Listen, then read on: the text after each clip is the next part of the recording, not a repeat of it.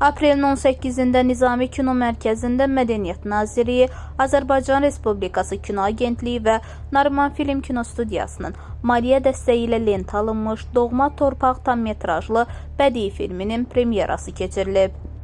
Tədbirdə Mədəniyyət Naziri Adil Kərimli, Azərbaycan Respublikasının İnsan Hüquqları üzrə müvəkkili Səbinə Əliyeva, Ailə, Qadın və Uşaq Problemləri üzrə Dövlət Komitəsinin sədri Bahar Muradova, Milli Məclisin sədr müavini Rafael Hüseynov, digər rəsmilər, tanınmış elm və mədəniyyət xadimləri, kinosevərlər iştirak ediblər. Nümayişdən öncə məlumat verilib ki, Nariman filmdə istehsal edilən film 44 günlük Vətən müharibəsindən sonra Qarabağın azad olunan torpaqlarında, xüsusilə Şuşada çəkilən ilk bədii ekran əsəridir. Filmdə Azərbaycanın yaxın tarixinin 3 önəmli mərhələsi, indiki Ermənistan ərazisində, yəni tarix Azərbaycan torpaqlarında yaşayan soydaşlarımızın öz doğma yurdlarından qovulması, 1-ci Qarabağ müharibəsi, xüsusən Xocalı soyqırımı və ordumuzun 44 günlük Vətən müharibəsində şanlı qələbəsi işıqlandırılır. Qeyd olunub ki, filmdə hadisələr Azərbaycanın müstəqilliyini yeni bərpa etdiyi, tarixi siyasi cəhətdən çətin və məsuliyyətli bir dövrdə 1992-ci ildə cərəyan edir. Müstəqil Azərbaycan Qarabağda erməni separatçılarına qarşı mübarizə aparır. Jurnalist Miranda Qafqaz bəbri haqqında sənədli film çəkmək üçün Londondan Azərbaycana gəlir. Tali onu kəşfiyyatçı Emillə qarşılaşdırır.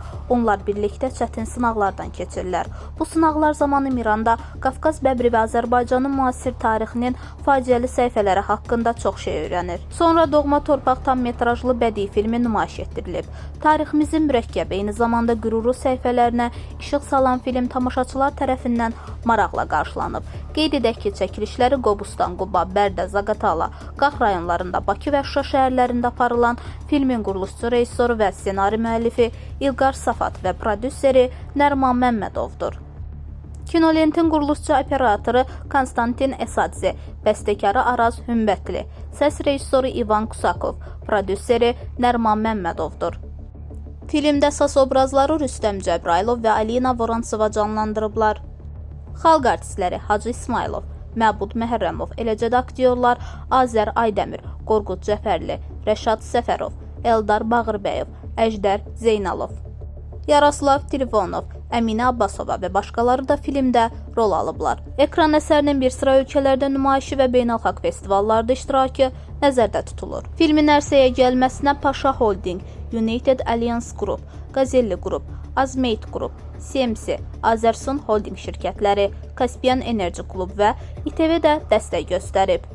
Doğma Torpaq filmi aprelin 24-dən kinoteatrlarda nümayiş etdiriləcək.